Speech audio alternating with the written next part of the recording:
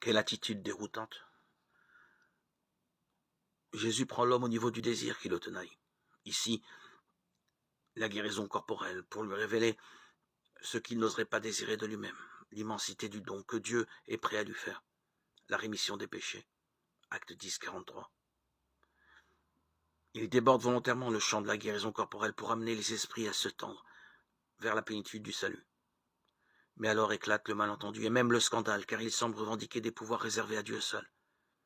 Il y avait là, dans l'assistance, quelques scribes qui pensaient en eux-mêmes. Comment celui-là peut-il parler ainsi? Il blasphème. Qui peut remettre les péchés sinon Dieu seul?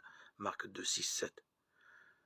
Pour lever l'incompréhension et faire saisir quelle est sa mission, Jésus condescend alors à signifier par un miracle le mystère de la rémission des péchés, qu'il a charge d'annoncer par sa mort et sa résurrection.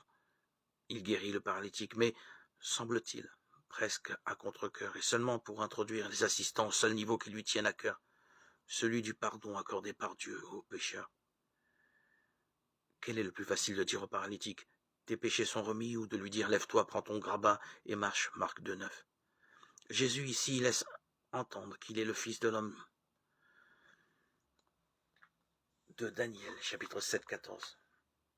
Et intronisé dans la gloire. Le pouvoir lui fut donné, et toutes les nations de la terre, selon leur race et toute leur gloire, lui rendent hommage. Et son pouvoir est un pouvoir éternel. Livre de Daniel, chapitre 7, verset 14.